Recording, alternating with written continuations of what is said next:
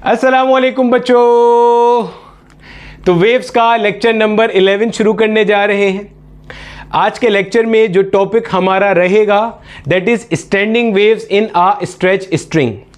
मान लो बच्चे हमारे पास एक कोई स्ट्रिंग है, धागा है, स्ट्रिंग है जिसे हमने ऐसे खींचा हुआ है, स्ट्रेच किया हुआ है। इसमें मस्त टेंशन मौजूद होगी और ये स्ट्रिंग हमारे पास दोनों एंड से बाउंड हुआ है, बंधा हुआ है। यानी ये वाले एंड से भी बंधा हुआ है, फिक्स हुआ हुआ है, और ये वाले एंड से भी बंधा हुआ है। अब इस स्ट्रेच स्ट्रिंग में मैं स्टैंडिंग वेव्स किस तरह से प्रोड्यूस कर सकता हूं? क्या किसी भी पॉइंट से अगर मैं इसे प्लग करूं, मतलब ऐसे नीचे ले जाके छोड़ दूं, तो ये जो वाइब्रेट करेगा स्टैंडिंग वेव प्रोड्यूस होगी, या कुछ स्पेसिफिक पॉइंट्स हैं जहां से प्लग करने पर ही स्टैंडिंग वेव प्रोड्यूस होगी? अगर कुछ स्पेसिफिक पॉइंट्स हैं तो ऐसा क्यों है? क्योंकि जब हम ये टॉपिक अपनी क्लास में पढ़ते हैं तो इसका डेरिवेशनल कंटेंट तो मेरा ख्याल है 10 से 11 मिनट का होगा, लेकिन इसके बावजूद आप ये लेक्चर देखोगे 40-45 मिनट का लेक्चर है। तो सर ऐसा क्या बता रहे हैं, ऐसी क्या लंबी कर रहे हैं इसके अंदर? बच्चे इसके अंदर हम समझेंगे डिस्क्रीट फ्रीक्वेंसीज से क्या मुराद है, क्वांटाइजेशन ऑफ फ्रीक्वेंसीज क्या होती हैं, ऐसा क्यों होता है कि चंद एक फ्रीक्वेंसीज के ऊपर स्टैंडिंग वेव्स प्रोड्यूस होती है स्ट्रेच स्ट्रिंग में और हर फ्रीक्वेंसी पे प्रोड्यूस नहीं होती।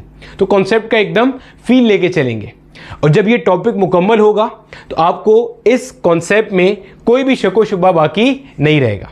हेडिंग लगा लो अपने पास, standing waves in a stretch string.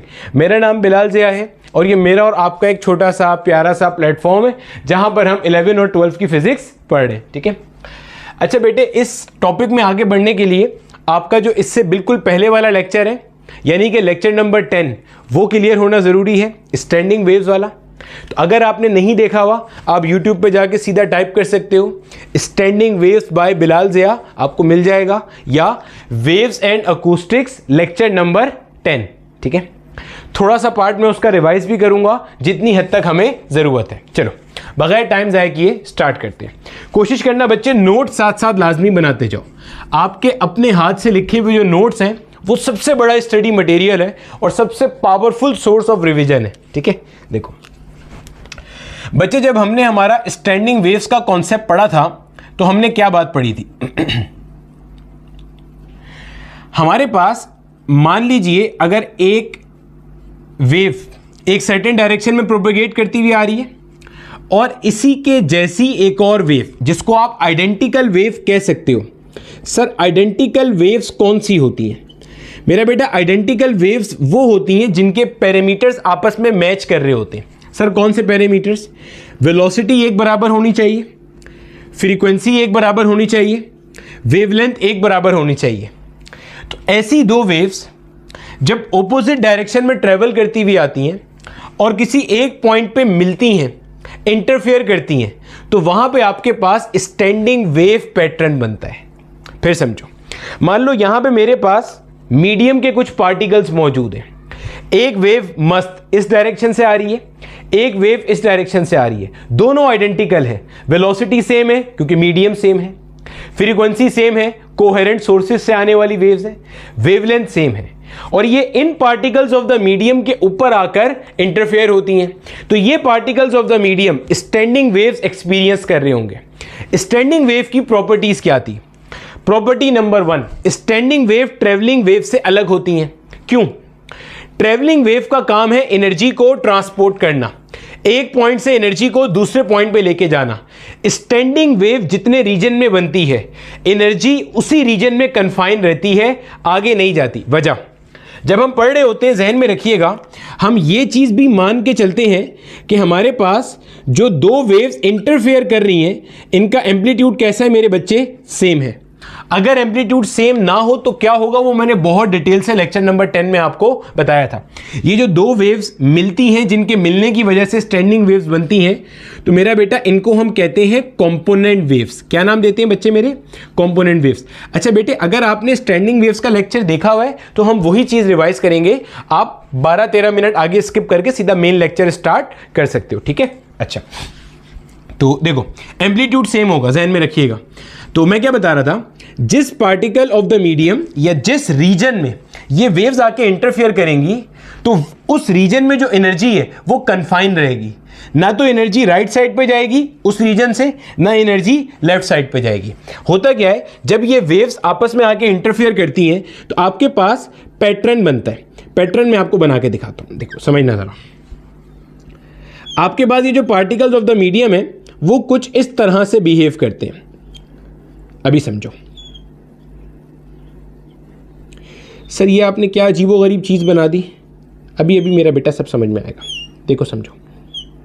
देखो बच्चे, हुआ क्या समझा, ये आपके पास कुछ पार्टिकल्स ऑफ द मीडियम थे, एक वेव यहां से आई, एक वेव यहां से आई, आइडेंटिकल वेव थी, इंटरफेयर हुई, स्टैंडिंग वेव प्रोड्यूस हुई। स्टैंडिंग वेव का मतलब क्या होता है कि particles of the medium simple harmonic motion perform करते हैं, एसएचएम परफॉर्म करते हैं। सर क्या ये पार्टिकल्स एसएचएम कर रहे हैं? बिल्कुल मेरा बेटा, एसएचएम कर रहे हैं। ये आपने टाइम t = 0 पे इनकी तस्वीर देखी है। ये देखो, ये एक पार्टिकल है जो कि मीन पोजीशन पे है, ये ऐसा ढीठ पार्टिकल है जो कि हमेशा मीन पर ही रहेगा, इसे हम नोड कहते हैं। नोड हमारे पास था पोजीशन ऑफ मिनिमम डिस्प्लेसमेंट। ये इसके बाजू वाला पार्टिकल, ये इससे ऊपर है, इसके बाजू वाला और ऊपर है, ये सबसे ऊपर है, ये कहलाता है anti node, position of maximum displacement. ये दो नोड्स के दरमियान में पार्टिकल देखो सारे के सारे ऊपर हैं, अगले दो नोड्स के दरमियान में देखो सारे के सारे नीचे हैं।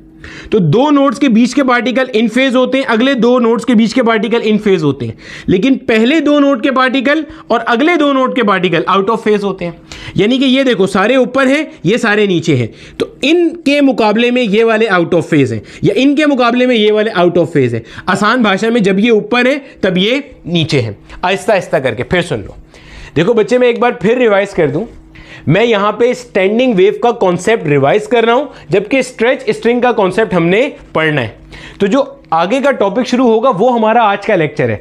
अगर आपको कहीं पर भी ऐसा लग रहा हो कि मैं आपको स्टैंडिंग वेव में तेज लेके जा रहा हूं, तो मेरा बेटा मैं ये वाला टॉपिक सिर्फ रिवाइज करा रहा हूं, आप ये पूरा लेक्चर डिटेल से पीछे देख सकते हो। ठीक है, यहां पे हुआ क्या जो हम ये बात डिस्कस कर रहे हैं, दो आइडेंटिकल वेव ऐसे ऑपोजिट डायरेक्शन में आई, इंटरफेयर कर गई। जब ये इंटरफेयर कर गई तो यहां पे स्टैंडिंग वेव पैटर्न बन गया। आपने टाइम t = 0 पे नोट किया, ये मीन पोजीशन थी, मीन पोजीशन से कुछ पार्टिकल ऊपर थे, मीन पोजीशन से कुछ पार्टिकल नीचे थे, कुछ ढीठ पार्टिकल मीन पोजीशन पे बैठे थे। आपने टाइम t/4 के बाद नोट किया, सारे के सारे मीन पर आ गए। फिर टाइम t/4 गुजरने के बाद नोट किया, जो ऊपर थे वो नीचे आ गए, जो नीचे थे वो ऊपर चले गए। फिर t/4 के बाद नोट किया, सब मीन पर आ गए। फिर t/4 के बाद नोट किया, साइकिल पूरा हो गया। तो यहां पे होता क्या है, स्टैंडिंग वेव में हो रहा सिंपल हार्मोनिक मोशन ही है, लेकिन हर पार्टिकल जो सिंपल हार्मोनिक मोशन परफॉर्म कर रहा है उसका एम्पलीट्यूड दूसरे से मुख्तलिफ है।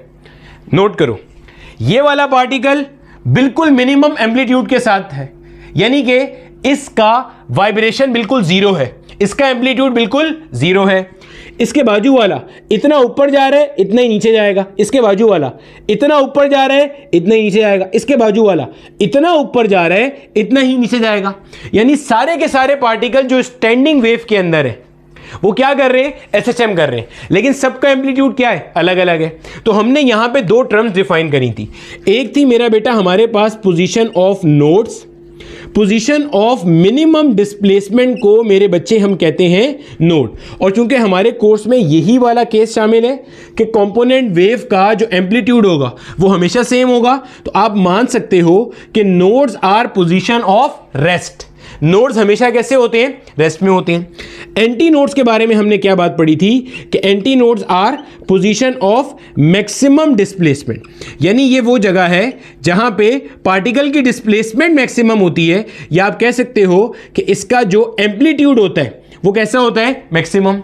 यही वजह है हम नोड्स को पोजीशन ऑफ डिस्ट्रक्टिव इंटरफेरेंस और एंटी नोड्स को पोजीशन ऑफ कंस्ट्रक्टिव इंटरफेरेंस भी कह रहे थे। अब एनर्जी यहां पे कन्फाइन कैसे रहती है, एनर्जी आगे ट्रांसमिट नहीं हो रही, ना इधर आगे जा रही है। जितनी एनर्जी राइट साइड पे आ रही थी उतनी एनर्जी लेफ्ट साइड पे जा रही थी। स्टैंडिंग वेव वाले रीजन में एनर्जी कन्फाइन है, एनर्जी काइनेटिक और पोटेंशियल में घूम रही है। कैसे, देखो अगर आप अभी नोट करो टाइम t = 0 पे जब आपने तस्वीर ली है तो सारे के सारे पार्टिकल एक्सट्रीम पर हैं। देखो इन दो नोड्स के बीच के पार्टिकल ऊपर वाले एक्सट्रीम पर हैं, इन दो नोड्स के बीच के पार्टिकल नीचे वाले एक्सट्रीम पर हैं, यानी कि सारी एनर्जी पोटेंशियल में। सर ये तो मीन पर है ना, अरे भैया ये वाइब्रेट थोड़ी कर रहे हैं, तो इनकी तो एनर्जी का कोई लेना देना ही नहीं है। अब यहां देखो ना, इनको देखो, एक्सट्रीम पर है तो सारी एनर्जी पोटेंशियल में। टाइम t/4 के बाद क्या होगा, सब मीन पर आ जाएंगे, यानी सारी एनर्जी काइनेटिक हो जाएगी। फिर टाइम t/4 के बाद ये सूरत हाल हो जाएगी, यानी कि सारी की सारी एनर्जी पोटेंशियल, फिर काइनेटिक, फिर पोटेंशियल। यानी कि हो क्या रहा है, एनर्जी एक ही जगह पे कन्फाइन है, बस energy to and fro move कर रही है between kinetic and potential form. एक बात ये नोट की थी। फिर हमने ये भी देखा था कि जितने भी पार्टिकल्स ऑफ द मीडियम है ये क्या कर रहे हैं, सिंपल हार्मोनिक मोशन परफॉर्म कर रहे हैं, but with variable amplitude. Her particle का जो एम्पलीट्यूड है वो उसकी पोजीशन पे डिपेंड करता है, और ये चीज हमने स्टैंडिंग वेव की इक्वेशन से भी क्या करा था, साबित की थी। क्लियर है, इतनी बात जहन में आ गई, रिवाइज कर लिया। कुछ और बातें रिवाइज कर लो।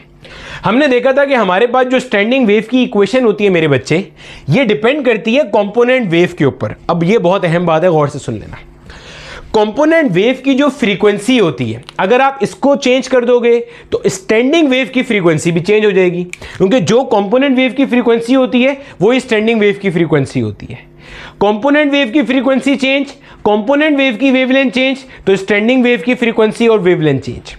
दूसरी बात, हमने ये बात पढ़ी थी, अगर मान लो मेरा बेटा ये हमारे पास एक मीडियम है और मैं कह रहा हूं इस पूरे मीडियम में स्टैंडिंग वेव का फॉर्मेशन हो रहा है, यानी इस तरह के पैटर्न बन रहे हैं, यहां पे स्टैंडिंग वेव का फॉर्मेशन हो रहा है। अब नोड कहां पे होगा और एंटी नोड कहां पे होगा, ये कोई पत्थर पे लकीर बात नहीं है। क्या मतलब सर, देखो मैं कहता हूं कि भाई इस जगह पे हमेशा नोड होगा, कोई लाजमी नहीं है। मैं कहूं भाई इस जगह पे हमेशा एंटी नोड होगा, कोई लाजमी नहीं है। हां, एक बार आपके पास स्टैंडिंग वेव की इक्वेशन आ जाए फिर आप पोजीशन ऑफ नोड और position of anti node define कर सकते हो। लेकिन अगर कंपोनेंट वेव चेंज कर दी जाए फ्रीक्वेंसी या वेवलेंथ चेंज होने की वजह से, तो स्टैंडिंग वेव चेंज हो जाएगी और नोड और एंटी नोड का पोजीशन भी क्या होगा, चेंज हो जाएगा। अगर आपने प्रीवियस लेक्चर लिया हुआ है तो ये सारी बातें आपको फील हो रही होंगी, जहन में रखिएगा। नहीं तो इतनी बात ध्यान में रखिएगा, नोड एंटी नोड एग्जिस्ट कहीं पर भी कर सकता है। हमने ये बात देखी थी कि दो कंसेक्यूटिव नोड, दो बराबर बराबर में आने वाले नोड्स के दरमियान का जो फासला है वो कितना होता है, λ/2। दो कंसेक्यूटिव एंटी नोड्स के दरमियान का फासला भी कितना होता है, λ/2। लैम्डा वेवलेंथ को कहते हैं। एक नोड और उसके बाजू में आने वाले एंटी नोड का फासला कितना होता है, λ/4। ठीक है, समझिएगा इस बात को। यानी कि मान लो मेरा बेटा, अगर मेरे पास यहां पे एक नोड है और इससे कुछ फासले पे एक एंटी नोड है और यहां पे ये डिस्टेंस है λ/4, तो इससे λ/4 के बाद जो है वो दोबारा से क्या होगा, नोड होगा, क्योंकि node anti node alternatively exist करते हैं। नोड है फिर एंटी नोड है, फिर डेफिनेटली नोड होगा, फिर एंटी नोड होगा, फिर नोड होगा, फिर एंटी नोड होगा, और λ/4 के स्टेप से एग्जिस्ट कर रहे होते हैं। ये दो तीन बातें रिवाइज कर लेना। पहली बात, पार्टिकल ऑफ द मीडियम में से नोड कहां होगा, एंटी नोड कहां होगा, ये सोलली डिपेंड करता है स्टैंडिंग वेव की इक्वेशन पे, और स्टैंडिंग वेव की इक्वेशन आती है कंपोनेंट वेव से। तो कंपोनेंट वेव की अगर फ्रीक्वेंसी चेंज होगी तो स्टैंडिंग वेव चेंज होगी, और नोड एंटी नोड की पोजीशन क्या होगी, चेंज हो जाएगी। नोड एंटी नोड एग्जिस्ट कहीं भी कर सकता है, उसके बारे में कोई शर्त हमने नहीं पढ़ी थी। वो कैसे निकालते हैं वो हम सीख चुके हैं, position of node and position of anti node. फिर हमने कहा नोड कहीं भी एग्जिस्ट करे, एंटी नोड कहीं भी एग्जिस्ट करे, लेकिन दो कंसेक्यूटिव नोड्स के बीच का फासला हमेशा कितना होता था, λ/2। क्योंकि एक बार स्टैंडिंग वेव की इक्वेशन आ गई तो पता चल जाएगा नोड कहां बन रहे हैं, तो आप दो नोड के बीच का फासला निकाल सकते थे, हमने निकाल के देखा भी था। दो एंटी नोड का फासला कंसेक्यूटिव कितना था, λ/2। नोड एंटी नोड का फासला कितना था आपके पास, λ/4। दूसरी बात जो हम बार बार यूज करेंगे, ये वाला पॉइंट है कि आपके पास नोड टू एंटी नोड का फासला λ/4 है, फिर एंटी नोड के बाद दोबारा क्या एग्जिस्ट करेगा, नोड एग्जिस्ट करेगा, और नोड का फासला क्या है, λ/4। एक और बात जो हमने पढ़ी हुई है, कंपोनेंट वेव के अंदर एम्पलीट्यूड हमेशा हमारे पास कैसा रहेगा मेरे बच्चे, सेम रहेगा, और जब एम्पलीट्यूड सेम रहेगा तो इस केस में nodes will be the position of rest, यानी नोड वो पॉइंट होगा, ऐसा ढीठ पॉइंट होगा जो कि हर टाइम इंस्टेंट पे during standing wave formation rest में होगा, ना ऊपर जाएगा ना नीचे जाएगा। एंटी नोड वो पॉइंट होगा जो मैक्सिमम ऊपर जाएगा और मैक्सिमम नीचे जाएगा। Node position of destructive interference, anti node position of constructive interference. Clear हो गया? इतना हिस्सा कॉपी कर लो। Standing waves in a stretch string का कॉन्सेप्ट पढ़ते हैं। अब देखो मेरे बच्चे, हमारा जो टॉपिक है उसको जरा जहन में लाओ। हम क्या पढ़ रहे हैं? Standing waves in a stretch string. मान लो मेरा बेटा ये मेरे पास एक कोई सपोर्ट है और इस सपोर्ट से एक दूसरी सपोर्ट है और इनके बीच में मेरे पास यहां पे एक स्ट्रिंग बंधा हुआ है। सबसे पहले तो ये चीज समझ लो कि हमारे पास यहां पे स्टैंडिंग वेव बनेगी कैसे। स्टैंडिंग वेव की आपने थ्योरी क्या पढ़ी थी?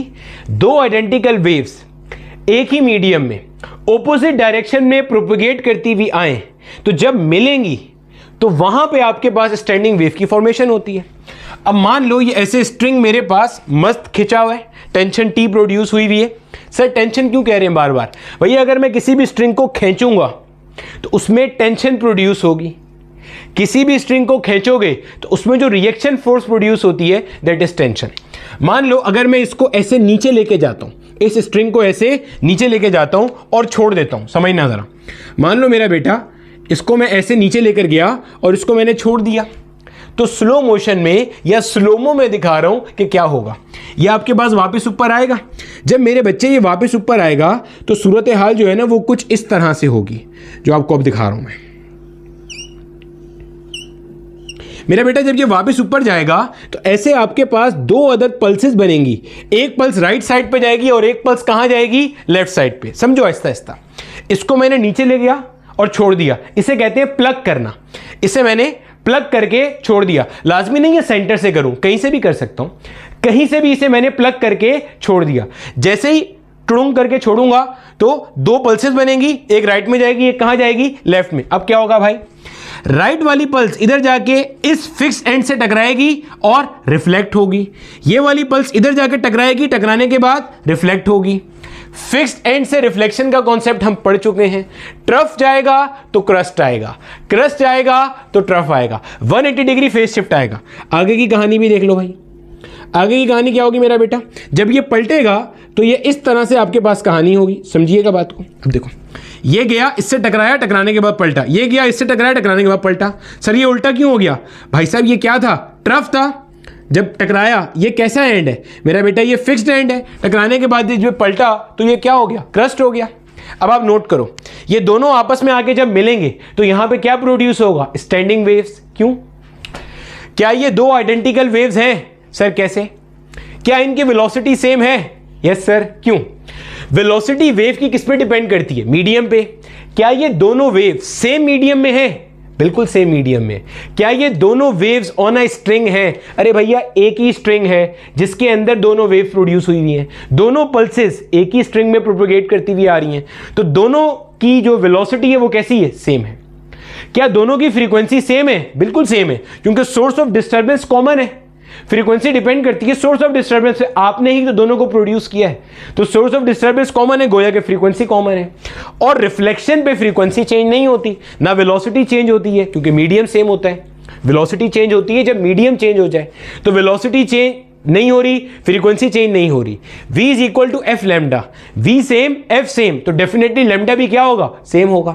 दो आइडेंटिकल वेव्स ऑपोजिट डायरेक्शन में ट्रेवल करती हुई आ रही हैं, जब आपस में मिलेंगी तो इस पूरे स्ट्रिंग में स्टैंडिंग वेव प्रोड्यूस हो रही होंगी। सबसे पहले तो ये चीज क्लियर कर लो कि हमने स्टैंडिंग वेव्स के प्रोड्यूस करने का पैटर्न समझ लिया।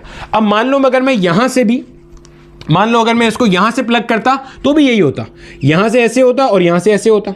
यहां से प्लग करता तो भाई एक पल्स यहां बनती, एक पल्स यहां बनती। ये वाली पल्स राइट पे जाती, ये वाली पल्स लेफ्ट पे जाती। ये लेफ्ट से टकरा के पलटती, रिफ्लेक्ट होती। ये राइट से टकरा के पलटती। फिर क्या होता? दो ऑपोजिट डायरेक्शन में आने वाली वेव्स हैं जो ऑटोमेटिकली टकराएंगी और टकराने के बाद स्टैंडिंग वेव प्रोड्यूस होगी। तो आगे की कहानी क्या होगी? सेम रहेगी। प्रोसेस समझ गए? अब आगे चलते हैं। मेन कॉन्सेप्ट हमारा ये समझना नहीं है, ठीक है? मेन कॉन्सेप्ट हमारा आगे है। ये प्रोसेस था कि स्टैंडिंग वेव्स स्ट्रेच स्ट्रिंग में प्रोड्यूस कैसे हो रही है। अब आ जाओ, ठीक है?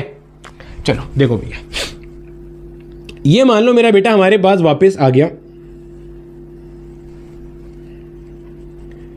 ये हमारे पास सपोर्ट है मेरा बेटा, और ये इसके बीच में हमारे पास वो धागा धुआ बंधा हुआ है और या स्ट्रिंग बंधा हुआ है, ठीक है? अब देखो मेरा बेटा, अभी जब मैंने आपको बताया था, क्या चीज मैंने आपको अभी बताया था, जब दो कंपोनेंट वेव आपस में मिलती हैं और स्टैंडिंग वेव प्रोड्यूस होती है, तो उसके अंदर नोड्स कहीं पे भी लाई कर सकते हैं, एंटी नोड कहीं पे भी लाई कर सकता है। ये डिपेंड करता है कंपोनेंट वेव के ऊपर, या कह लो कंपोनेंट वेव की फ्रीक्वेंसी और वेवलेंथ पर डिपेंड करता है। ठीक है, अब आप नोट करो, ये जो आपके सामने सूरत हाल है, इसके अंदर सारी की सारी component wave standing wave produce नहीं कर सकती। क्या मतलब, आहिस्ता आहिस्ता समझो। हर कंपोनेंट वेव स्टैंडिंग वेव क्यों प्रोड्यूस नहीं कर सकती, पहले इसका सुनो, फिर मैं एग्जांपल से समझाऊंगा। देखो, आपको ये बात नजर आ रही है कि ये वाला जो एंड है ना आपका, और ये वाला जो एंड है मेरे बच्चे, ये वाला एंड आपके पास बंधा हुआ है, ये वाला एंड आपके पास बंधा हुआ है। देखो, स्ट्रिंग का ये वाला एंड फिक्स है, ये वाला एंड भी फिक्स है। तो जो एंड फिक्स है, क्या वो वाइब्रेट कर सकता है? नहीं कर सकता। तो इसका मतलब इस एंड पर हमेशा नोड होगा और इस एंड पर भी हमेशा क्या होगा? नोड होगा। गोया कि मेरा बेटा, अगर इस पूरे स्ट्रिंग की जो लेंथ है वो मैं मान लेता हूं L के बराबर है, तो x इज इक्वल टू 0 यानी ये वाला point, x is equal to L यानी कि ये वाला पॉइंट, इन दोनों पॉइंट पे हमेशा आपके पास क्या होगा? नोड होगा। आहिस्ता आहिस्ता समझना। अब इसका मतलब ये है, समझिएगा, इसका मतलब ये है, गौर से सुनना, सिर्फ वो स्टैंडिंग वेव यहां पे एग्जिस्ट कर सकती हैं जिसमें इन दोनों पॉइंट पे नोड आ रहा हो, हाँ या ना भाई? बाकी तो स्टैंडिंग वेव एग्जिस्ट ही नहीं कर सकती, क्योंकि आपने कंस्ट्रेंट लगा दिया, आपने कंडीशन लगा दी, आपने बाउंड्री कंडीशन सेट कर दी। अरे भैया बात समझ आ रही है? अरे भैया मैं कहता हूं, इस क्लास में से सिर्फ वो 2 बच्चे बाहर आए, या इस क्लास में से सिर्फ वो बच्चे बाहर आए जिनके फिजिक्स में 95 मार्क्स हैं, तो हो सकता है अगर मैं पहले बच्चों को बाहर बुलाता तो सारे बच्चे बाहर आ जाते। लेकिन अब मैंने एक कंडीशन लगा दी कि सिर्फ वो बच्चे बाहर आए जिनके फिजिक्स में 95 मार्क्स हैं। तो कंडीशन लगा दी ना, फिल्टर लगा दिया। अब मैंने क्या कहा था? सोचो, मैंने कहा था कंपोनेंट वेव के मिलने से स्टैंडिंग वेव बनती है, कोई सी भी कंपोनेंट वेव मिलेगी तो कोई सी भी स्टैंडिंग वेव बन जाएगी। हमारे केस में अब जो हम टॉपिक पढ़ रहे हैं, waves in a stretch string, यहां पे सारी तरह की स्टैंडिंग वेव नहीं बन सकती। पहले तो ये बात क्लियर कर लो। क्यों? क्योंकि आपके पास बाउंड्री कंडीशंस लग गई। क्या कंडीशन? आपने बोला आपका स्ट्रिंग यहां से भी बंधा हुआ है और यहां से भी बंधा हुआ है। इसका मतलब सिर्फ वही स्टैंडिंग वेव एग्जिस्ट कर सकती है जिसमें यहां पर भी नोड होगा और यहां पर भी नोड होगा। क्लियर है? इसका मतलब सारी कंपोनेंट वेव के मिलने से यहां पर स्टैंडिंग वेव बनने वाली नहीं है, सिर्फ उन कंपोनेंट वेव के मिलने से यहां पर स्टैंडिंग वेव बनेगी जिसमें स्टैंडिंग वेव में यहां पे नोड आ रहा होगा। बोलो ये बात समझ आई? देखो, हम यहां से प्लग करेंगे तो भी कंपोनेंट वेव बनेगी, यहां से प्लग करेंगे तो भी, कहीं से भी प्लग करूंगा कंपोनेंट वेव तो जनरेट हो जाएगी। लेकिन क्या सारे कंपोनेंट वेव के मिलने से स्ट्रिंग में स्टैंडिंग वेव आएगी? नहीं आएगी। सिर्फ उन कंपोनेंट वेव के मिलने से स्ट्रिंग में स्टैंडिंग वेव आएगी जिसके अंदर यहां और यहां क्या प्रोड्यूस हो रहा होगा? नोड प्रोड्यूस हो रहा होगा। पहले तो यह बात नोट कर लो। यही वजह है कि हम कहते हैं, जब आप कहते भी हैं टीचर्स, और जब आप कोई किताब पढ़ते हो ना अच्छी वाली, तो उसमें यह बात लिखी हुई भी होती है कि अगर आपका स्ट्रिंग दोनों एंड से बाउंड हुआ हुआ है तो उसके अंदर कुछ सेट ऑफ फ्रीक्वेंसीज हैं जिसके ऊपर अगर स्ट्रिंग को वाइब्रेट कराया जाए तो स्टैंडिंग वेव प्रोड्यूस होती है। कुछ जगहें हैं जहां से अगर स्ट्रिंग को प्लग किया जाए तो स्टैंडिंग वेव प्रोड्यूस होती है। मुझे बताना, क्या ये वाला फंडा क्लियर हुआ कि कुछ जगहों से प्लग करने पर क्यों ही स्टैंडिंग वेव प्रोड्यूस होती है? नहीं क्लियर हुआ तो मजीद सीखते हैं, कोई दिक्कत नहीं है। मान लेते हैं नहीं क्लियर हुआ, थोड़ी देर के लिए इसको कॉपी कर लो, मैं मिटा रहा हूं, ठीक है। मान लेते हैं कि ये जो स्ट्रिंग है ना बच्चे मेरे, इस स्ट्रिंग की लंबाई मेरे पास है 12 सेंटीमीटर, ठीक है। 12 सेंटीमीटर समझाने के लिए मान लिया। तो जो मेरा गिवन सेटअप है, इसके अंदर नोड होना चाहिए x is equal to 0 centimetre पे, और नोड होना चाहिए x is equal to 12 centimetre पे। ये मेरी कंडीशन है, ये मेरी ख्वाहिश नहीं है, ये मेरी कंडीशन है। क्यों सर, कंडीशन क्यों है? नोड कौन सा पॉइंट होता है? Position of minimum displacement. और हमने माना हुआ है कि एम्पलीट्यूड हमारे पास कंपोनेंट वेव का कैसा होगा? एक बराबर। अगर आपने मेरा रिफ्लेक्शन वाला लेक्चर गौर से लिया था, उसमें भी मैंने ये बात बताई थी कि ड्यूरिंग रिफ्लेक्शन हम मान के चलते हैं कि एनर्जी लॉस 0 है, जैसे फ्रिक्शन मानते हैं कि फ्रिक्शन का कोई अमल दखल नहीं है।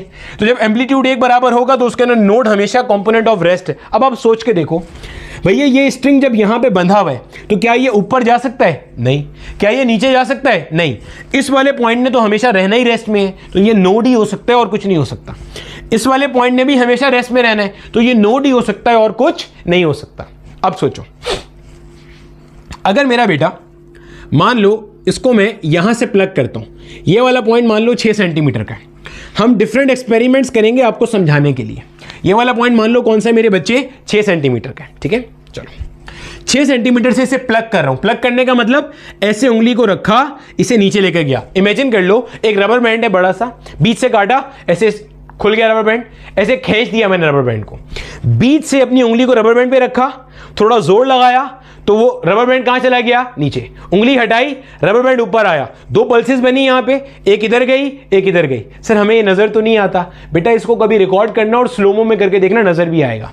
जाके स्ट्राइक करी, पलटी, वापस आई, स्टैंडिंग वेव प्रोड्यूस हुई। ये तो नजर आता है कि रबर बैंड ऐसे क्या कर रही है, एक लूप में वाइब्रेट कर रही है। तो ये इसका स्लोमो है जो आपको बैक एंड बता रहा हूं, ठीक है। अब देखो इसको जब आप ऐसे नीचे लेकर गए, हाँ जहां से आप प्लग करोगे इस चीज को भी ध्यान में रख लेना, जिस पॉइंट से आप प्लग करोगे ना मेरा बेटा, उस पॉइंट पे एंटी नोड एग्जिस्ट करेगा। क्यों? एंटी नोड क्या है, पोजीशन ऑफ मैक्सिमम डिस्प्लेसमेंट। तो आप खुद ही से क्या कर रहे हो, सबसे ज्यादा नीचे लेके जा रहे हो। चलो इसको मैं नीचे लेकर गया और छोड़ दिया। सोचना, तो मेरा बेटा मैंने कहा कि यहां पे आपके पास क्या बनेगा, एंटी नोड। अब सोचो ये जगह कौन सी है, नोड है। भैया ये तो नोड है ना, ये तो फिक्स नोड है। नोड से एंटी नोड के बीच का फासला क्या हो गया, 6 सेंटीमीटर। क्यों? अरे भैया ये वाला पॉइंट 0 सेंटीमीटर, प्लग कहां से किया, 6 सेंटीमीटर। ये कितना हुआ, 6 सेंटीमीटर। एंटी नोड से अब कितने फासले के बाद नया नोड आना चाहिए? देखो मैंने कहा था node anti node, node anti node alternatively exist करते हैं, और जितने फासले पे नोड से एंटी नोड होता है, एंटी नोड से अगला नोड भी उतने फासले पे होता है, नोड से अगला एंटी नोड भी उतने ही फासले पे होता है। फिर सुनो, नोड से एंटी नोड का डिस्टेंस कितना है, 6 सेंटीमीटर। तो एंटी नोड से कितने फासले पे अगला नोड आना चाहिए मेरी थ्योरी के अकॉर्डिंग, 6 सेंटीमीटर पे। तो देखो 6 + 6 12 सेंटीमीटर। तो 12 सेंटीमीटर पे क्या अगला नोड आ रहा है? बिल्कुल 12 सेंटीमीटर पे अगला नोड आ रहा है। गोया कि अगर मैं 6 सेंटीमीटर पे प्लग करता हूं, अगर मैं प्लग करता हूं कहां पे मेरा बेटा, 6 सेंटीमीटर पे प्लग करता हूं, तो मेरे पास जो कंडीशन है ये ट्रू हो रही है, या कह लो कि ये कंडीशन सेटिस्फाई हो रही है। सर हमें ज़्यादा समझ में तो नहीं आया, कम समझ में आया। चलो कोई बात नहीं, फिर समझा देते हैं। पानी पी लूं थोड़ा सा, कोई बात नहीं, मजीद समझ लेते हैं, अभी समझ में आएगा आहिस्ता आहिस्ता। अब मान लो 6 सेंटीमीटर पे प्लग नहीं करता मैं, ठीक है। अब मैं प्लग कर लेता हूं मेरा बेटा, मान लो 3 सेंटीमीटर पे, ये वाला कोई पॉइंट मान लेते हैं 3 सेंटीमीटर का, ठीक है। 3 सेंटीमीटर वाला पॉइंट ये 6 हो जाएगा, इसको 9 मान लेता हूं, ठीक है। और ये 12 है और ये 0 है। समझो, फिर रिवाइज कर लो, जहां से प्लग करूंगा वो पॉइंट एंटी नोड होगा। थ्योरी क्या है भाई, ऐसे प्लग करूंगा, छोड़ूंगा, एक पल्स इधर जाएगी, एक पल्स वहां जाएगी, यहां वाली टकरा के वापस आएगी, वहां वाली टकरा के आएगी, मिलेगी, स्टैंडिंग वेव प्रोड्यूस हो जाएंगी, ठीक है। अब देखना है कि स्टैंडिंग वेव बनेगी भी या नहीं इस गिवन कंडीशन के लिए, देख लेते हैं। अच्छा, हमारा यहां से मैंने प्लग किया, यहां से मैंने प्लग किया, तो मेरा बेटा ये वाला पॉइंट तो हो गया मेरा एंटी नोड। नोड से एंटी नोड का डिस्टेंस चेक करो, 3 सेंटीमीटर। भैया ये पॉइंट 0 सेंटीमीटर, ये पॉइंट 3 सेंटीमीटर, तो ये डिस्टेंस कितना है, 3 सेंटीमीटर। नोड से एंटी नोड का डिस्टेंस 3 सेंटीमीटर। एंटी नोड से अगला नोड कितने फासले पर आएगा, 3 सेंटीमीटर पे। गोया यहां एक नोड होगा। फिर नोड से अगला एंटी नोड कितने फासले पे आएगा, 3 सेंटीमीटर। फिर एंटी नोड से अगला नोड कितने फासले पे आएगा, 3 सेंटीमीटर। क्या कंडीशन ट्रू हो रही है? बिल्कुल हो रही है। अरे भैया फिर समझ लो, देखो ये बात समझ आ रही है, जहां से प्लग किया वो जगह एंटी नोड है और ये नोड है, तो नोड टू एंटी नोड कितना हो गया, 3 सेंटीमीटर, λ/4। एंटी नोड से फिर λ/4 पे नोड आएगा ना, तो 3 सेंटीमीटर पे आ जाएगा। फिर λ/4 3 सेंटीमीटर, फिर 3 सेंटीमीटर। गोया जहां पे गिवन कंडीशन के अकॉर्डिंग नोड आना चाहिए, वहां पे मेरी थ्योरी के अकॉर्डिंग भी क्या आ रहा है, नोड आ रहा है। गोया कि जब मैंने 3 सेंटीमीटर से प्लग किया, तो 3 सेंटीमीटर से प्लग करने पर भी कंडीशन ट्रू हो रही है। कंडीशन क्या है, दोनों एंड्स पे क्या आना चाहिए, नोड आना चाहिए। सर एक कोई ऐसा बताएं जिसके अंदर कंडीशन फॉल्स हो रही हो, ताकि हम जज तो कर सकें कि आप सही भी कर रहे हैं गलत कर रहे हैं। चलो ऐसा कुछ बता देते हैं। मान लो तीसरा एक्सपेरिमेंट में करने लगा, मैंने 4 सेंटीमीटर से प्लग किया। अब समझना, अब इसके अंदर ना कंडीशन ट्रू नहीं होगी, समझिएगा बात को। मैंने 4 सेंटीमीटर से प्लग किया, समझना ये 3 सेंटीमीटर वाला पॉइंट था ना, मान लो इस पॉइंट से प्लग कर दिया, समझिएगा ये 4 सेंटीमीटर वाला पॉइंट है। जहां से प्लग किया वो जगह एंटी नोड होती है मेरे बच्चे। यहां पे तो नोड ही नोड होगा, क्योंकि भाई ये वाला पॉइंट तो वाइब्रेट कर ही नहीं सकता, ये तो गिवन कंस्ट्रेंट है, बाउंड है। नोड से एंटी नोड का फासला कितना है? 4 सेंटीमीटर। ये 0 है, ये 4 से मैंने प्लग किया, 4 सेंटीमीटर है ये फासला। एंटी नोड से फिर से 4 सेंटीमीटर के फासले के बाद आएगा अगला नोड, भाई एंटी नोड से, तो ये 6 था, यहां कहीं पे होगा 8 सेंटीमीटर। तो यहां आ गया मेरा बेटा, मेरे पास क्या नोड आ गया, सही है। अब देखो समझना, ये 8 आ गया। अब नोड से वापस 4, ये देखो ये 4 सेंटीमीटर हो गया, ये फिर 4 सेंटीमीटर हो गया। अब वापस मेरा बेटा 4 सेंटीमीटर के बाद, ये 4 4 का डिफरेंस चल रहा है ना, अब वापस 4 सेंटीमीटर के बाद यहां पे क्या होगा? एंटी नोड होगा। अरे भैया यहां से प्लग किया था, जहां से प्लग किया वहां तो हमेशा एंटी नोड होगा, यही बात पढ़ी आपने अभी, ये आ गया यहां पे। नोड से एंटी नोड के बीच का डिस्टेंस कितना आया? 4 सेंटीमीटर। फिर समझो, अब एंटी नोड से वापस 4 सेंटीमीटर के फासले के बाद अब क्या होगा? नोड होगा, आ गया नोड। अब नोड से मजीद 4 सेंटीमीटर के फासले के बाद क्या होगा? Anti node. आपकी थ्योरी कहती है यहां पे होना चाहिए एंटी नोड, जबकि गिवन बाउंड्री कंडीशन में यहां पे क्या है? नोड है। तो थ्योरी और गिवन बाउंड्री कंडीशन मैच कर रही है।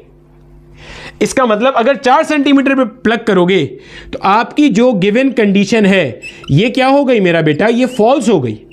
इसका मतलब यहां पे आपके पास 4 सेंटीमीटर से प्लग करने पे, 4 सेंटीमीटर से आप नीचे जाओगे तो एक पल्स इधर और एक पल्स इधर जाएगी, यहां से टकरा के वापस भी आएगी। कंपोनेंट वेव बनी है, लेकिन ये कंपोनेंट वेव ऐसी फ्रीक्वेंसी की बनी है कि ये मिलेंगी तो स्टैंडिंग वेव बन रही है, लेकिन जो स्टैंडिंग वेव बन रही है उसमें इधर नोड और इधर नोड नहीं आ रहा, तो वो इस पे एग्जिस्ट नहीं कर सकते। बोलो पॉइंट समझ आया? क्या ये बात समझ में आ गई कि अगर आपका स्ट्रिंग स्ट्रेच हुआ है और सपोर्टेड है बिटवीन टू एंड्स, तो उसके अंदर हर जगह से प्लग करने पर या हर फ्रीक्वेंसी पे अगर स्ट्रिंग को वाइब्रेट कराने की कोशिश करेंगे तो स्टैंडिंग वेव नहीं बनेगी, क्योंकि given condition of the boundary is to be satisfied, जो कि सिर्फ क्या है? यहां और यहां पे क्या होना चाहिए? नोड होना चाहिए। चलो फिर समझ लेते हैं, मान लो हमें अभी भी समझ में नहीं आया, कोई मसला नहीं, फिर समझ लेते हैं,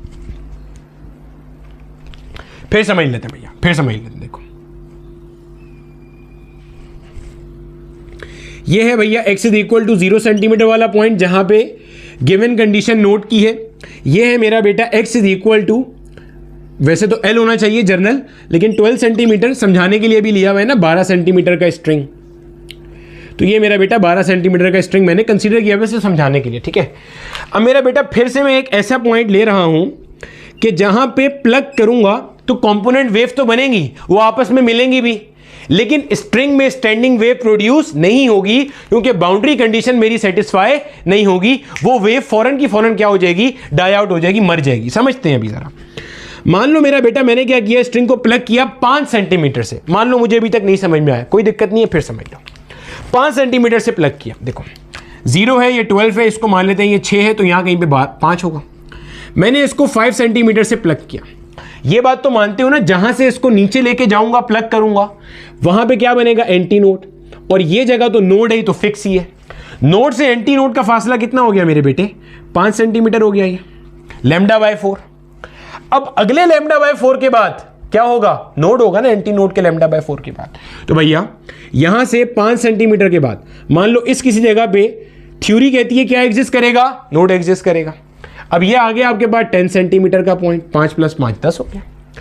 अब इसके मजीद 5 सेंटीमीटर के बाद आपके पास एंटी नोड एग्जिस्ट कर रहा है, और उसके 5 सेंटीमीटर के बाद नोड एग्जिस्ट करेगा। ये वाला जो पॉइंट है, यहां पर थ्योरी के अकॉर्डिंग ना तो नोड एग्जिस्ट कर रहा है ना एंटी नोड एग्जिस्ट कर रहा है। अरे भैया ये देख, एंटी नोड था, इसके 5 के बाद मजीद नोड आया, अब इसके 5 के बाद एंटी नोड आएगा, उसके 5 के बाद नोड आएगा। इस पॉइंट पे ना तो नोड एग्जिस्ट कर रहा है थ्योरेटिकली, ना एंटी नोड एग्जिस्ट कर रहा है। क्या इस यहां से प्लग करने पर मेरी गिवन कंडीशन बाउंड्री की जस्टिफाई हो रही है? नहीं हो रही। इसका मतलब अगर 5 सेंटीमीटर से भी प्लग करेंगे तो भी मेरी कंडीशन क्या हो रही है? फॉल्स हो रही है, और एंड पे मेरे पास नोड नहीं आ रहा। इसलिए जब यहां से इसे नीचे ले जाके छोड़ूंगा, पल्स यहां और पल्स यहां जाएगी, रिफ्लेक्ट होकर वापस भी आएगी, लेकिन टकराने पर स्ट्रिंग में स्टैंडिंग वेव नहीं प्रोड्यूस होगी। टकराने पर जो रिजल्टेंट वेव बनेगी वो क्विकली डाई आउट कर जाएगी, क्योंकि given condition of the boundary satisfy नहीं हो रही। सर और कोई बताएं जिसमें सेटिस्फाई हो रही है, कॉन्सेप्ट का आहिस्ता आहिस्ता फील आ रहा है हमें। एक एक्सपेरिमेंट और समझ लेते हैं आहिस्ता आहिस्ता, चलो कोई जल्दी नहीं है। मैं बता रहा हूं ना, ये जो डेरिवेशन है ना इसकी, वो मुश्किल से 10-12 मिनट की है। 10-12 मिनट से ज़्यादा मुझे डेरिवेशन कराने में नहीं लगेंगे। कॉन्सेप्ट का फील लेने का है सारा मज़ा। कॉन्सेप्ट का फील लेके जाओगे तो मज़ा है, ठीक है। एक एक्सपेरिमेंट और करते हैं जिसमें आपको नज़र आएगा कि उसमें आपके पास स्टैंडिंग वेव प्रोड्यूस हो रही है, ठीक है। चलो देखते हैं, चलो देखते हैं। देखो भैया, मान लो मेरा बेटा, मैंने क्या किया है, इसको हाफ से कर लिया, 1/4 से कर लिया, 1/6 से भी करके देख लेते हैं। सर ये क्या जिन्नाती ज़बान बोली आपने, वो भी आपको भी समझ में आ जाएगी जब मैं थोड़ी देर बाद इसको आपको समझा रहा हूँ। अब मान लो मेरा बेटा, इसको अगर मैं 2 सेंटीमीटर से प्लग करता हूँ, ये है मान लो भैया 6, तो यहाँ कहीं पे 2 होगा, ठीक है, यहाँ 4 हो जाएगा। चलो देखो मेरा बेटा, इसको मैंने 2 सेंटीमीटर से प्लग कर दिया, समझिएगा। यहां से प्लग करूंगा, जहां से प्लग करते हैं वहां पे क्या बनता है, एंटी नोड बनता है। तो 2 सेंटीमीटर से प्लग किया, एंटी नोड बन गया। नोड से anti node 2 centimetre, anti node से फिर 2 सेंटीमीटर के बाद अब क्या होगा भाई, नोड होगा। फिर 2 सेंटीमीटर के बाद एंटी नोड होगा। फिर 2 सेंटीमीटर के बाद क्या होगा भाई साहब, नोड होगा। फिर 2 सेंटीमीटर के बाद क्या होगा, एंटी नोड होगा। फिर 2 सेंटीमीटर के बाद क्या होगा भाई, नोड होगा। क्या मेरी थ्योरेटिकल कंडीशन बाउंड्री कंडीशन से मैच कर रही है? Yes sir. इसका मतलब यह है कि अगर 2 सेंटीमीटर पे प्लग करूंगा तो भी मेरा बेटा आपके पास जो कंडीशन है वो क्या हो रही है, ट्रू हो रही है। और इसका मतलब क्या है कि इसमें स्टैंडिंग वेव प्रोड्यूस होगी।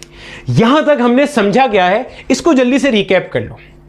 आपने यहां तक ये बात फील कर ली, कॉन्सेप्ट समझ लिया कि अगर आपके पास एक स्ट्रिंग है जो कि ऐसे स्ट्रेच हुआ है और दोनों एंड बाउंड है, वैसे इसके और भी केसेस होते हैं कि एक एंड फ्री है, ठीक है, वो हमारे कोर्स में नहीं है, दोनों एंड बाउंड है, इसलिए बार बार कह रहा हूं। इसके अंदर अगर आप स्ट्रिंग को कहीं से भी प्लग कर दो तो लाजमी नहीं है कि स्ट्रिंग में स्टैंडिंग वेव प्रोड्यूस हो। स्पेसिफिक फ्रीक्वेंसी पर वाइब्रेट करने पर स्टैंडिंग वेव प्रोड्यूस होगी। स्पेसिफिक फ्रीक्वेंसी का मतलब स्पेसिफिक जगह से प्लग करने पर। सर क्या डिफरेंट जगह से प्लग करने पर फ्रीक्वेंसी चेंज हो जाएगी? बिल्कुल चेंज हो जाएगी, वो भी अभी आपको नजर आएगा कि कैसे डिफरेंट जगह से प्लग करने पर फ्रीक्वेंसी चेंज हो रही है। फिलहाल के लिए मेरी बात मान लो, डिफरेंट जगह से प्लग करने पर, डिफरेंट फ्रीक्वेंसी पर वाइब्रेट करने पर ऐसी कंपोनेंट वेव बनेंगी जो कि स्टैंडिंग वेव प्रोड्यूस करेंगी, जो कि कंडीशन को सेटिस्फाई करेगा कि एंड पे क्या आना चाहिए, नोड आना चाहिए। गोया ऐसा नहीं है कि आंखें बंद करके कहीं से भी प्लग कर लिया तो आपके पास स्टैंडिंग वेव प्रोड्यूस हो जाएगी। यहां तक यह बात समझ में आती है कि अगर आपने standing waves in a stretch string produce करनी है तो आपके पास discrete set of frequencies exist करता है। Discrete set of frequencies exist करता है, discrete set of frequencies exist करता है, जिसके ऊपर अगर स्ट्रिंग को वाइब्रेट कराया जाएगा तो स्टैंडिंग वेव्स क्या होंगी, प्रोड्यूस होंगी। क्लियर है? इतना हिस्सा कॉपी कर लो। अब समझते हैं अपने मोड्स ऑफ वाइब्रेशन को। अब देखो मेरा बेटा, डिफरेंट मोड्स ऑफ वाइब्रेशन पे समझते हैं। डिफरेंट मोड्स ऑफ वाइब्रेशन को समझने से पहले ना एक मिसाल ले लो। मान लो आपको मैंने कहा किसी काफले में लोग जा रहे हैं, ठीक है, काफला मतलब हुजूम में लोग जा रहे हैं। मैंने कहा कम से कम 2 बंदे मेरे साथ लेके जाना, कम से कम 2 बंदे मेरे भी साथ में लेके जाना, मतलब मेरे भी कुछ लोग हैं, उसमें से 2 बंदे मेरे साथ में आप लेके जाना।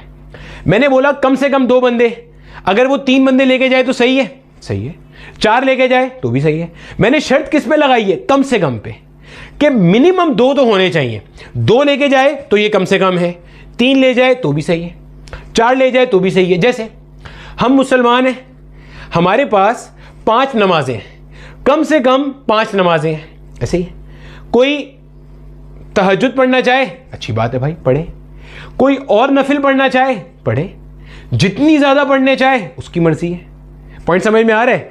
तो कम से कम, जैसे मैंने मिसाल दी हजूम वाली, कम से कम 2 लोग जा रहे हैं, 3 लोग ले जाए मर्जी उसकी। अब समझो यहां पे बात को। जब हमने अभी यहां पे ये केस पढ़ा waves in a stretch string वाला, तो मेरा बेटा हमारे पास जो बाउंड्री की कंडीशन है ना, वो क्या है? वो कंडीशन ये है, यहां पे नोड्स एग्जिस्ट करेगा और यहां पे नोड एग्जिस्ट करेगा। एक नोड यहां होगा, एक नोड यहां होगा, कम से कम ये दो नोड एग्जिस्ट करेंगे। दरमियान में कोई नोड हो ये कोई लाजमी नहीं है। तो अगर आपका स्ट्रिंग ऐसे वाइब्रेट करता है कि यहां पे तो नोड है जो गिवन कंडीशन है, लेकिन बीच में कोई नोड एग्जिस्ट नहीं कर रहा, तो इसे हम कहते हैं फंडामेंटल मोड ऑफ वाइब्रेशन। क्या कहेंगे मेरा बेटा इसको हम कहेंगे फंडामेंटल मोड ऑफ वाइब्रेशन। क्या कहेंगे इसे? फंडामेंटल मोड भी कहते हैं, बास किताबों में फंडामेंटल मॉडल भी कहते हैं, लेकिन आप बस फंडामेंटल मोड याद करो। फंडामेंटल मोड भी कहते हैं इसे, या इसे फर्स्ट हार्मोनिक भी कहते हैं, फर्स्ट हार्मोनिक भी कहते हैं इसे। सर फंडामेंटल मोड अभी भी नहीं समझ में आया, कोई बात नहीं, अब समझते हैं। अगर मेरा बेटा इसको हम इस तरह से वाइब्रेट कराएं, गौर से सुनना, स्ट्रिंग को अगर हम इस तरह से वाइब्रेट कराएं कि देखो यहां तो नोड है जो गिवन कंडीशन है, ये तो फॉलो हो ही रही है, लेकिन हम एक नोड बीच में भी डाल दें, तो क्या इससे इसने मना किया था? नहीं।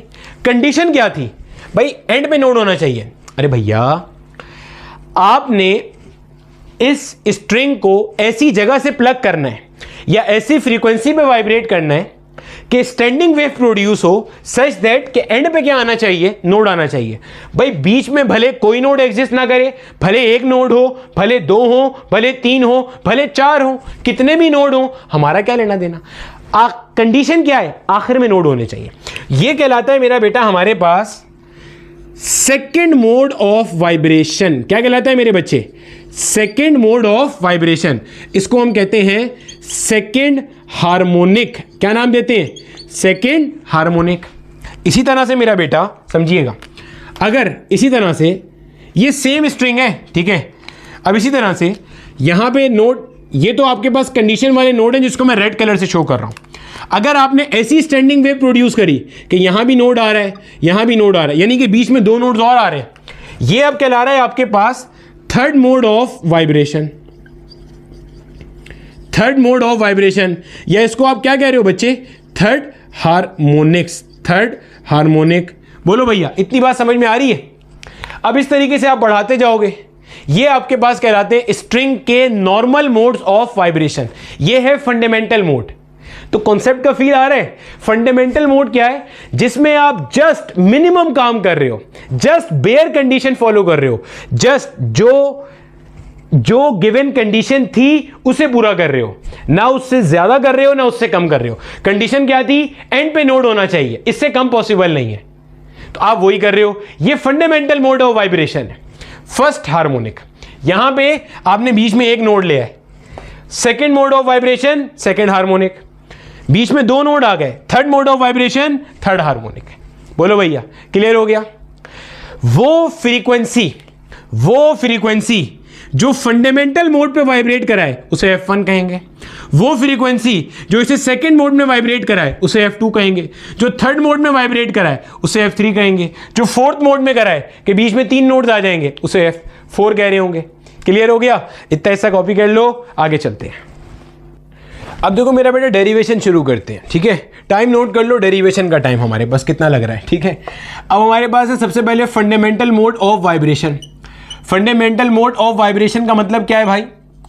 कि आपने स्ट्रिंग को ऐसे वाइब्रेट किया है, या आपने स्ट्रिंग को ऐसे मोड में वाइब्रेट किया है कि मिनिमम कंडीशन सेटिस्फाई हो रही है, कि एंड पे नोड्स आ रहा है, बीच में कोई नोड प्रोड्यूस नहीं हो रहा, ठीक है?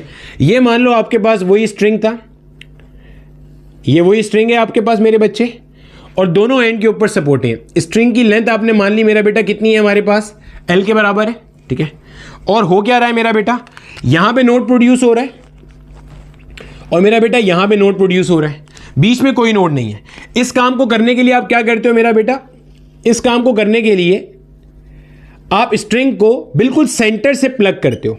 सेंटर का मतलब क्या है मेरा बेटा? बिल्कुल हाफ से प्लग करते हो, बिल्कुल हाफ से प्लग करते हो, हाफ से, ठीक है? बिल्कुल सेंटर से प्लग करते हो। जो मैंने आपको पीछे मिसालें दी थी ना, उस मिसालों को आप जरा नोट भी करना। जो मैंने आपको 12 सेंटीमीटर वाली मिसाल दी थी, उसमें पहली एग्जांपल यही थी फंडामेंटल मोड वाली। 12 सेंटीमीटर का स्ट्रिंग था, मैंने प्लग कहां से किया था? 6 सेंटीमीटर से।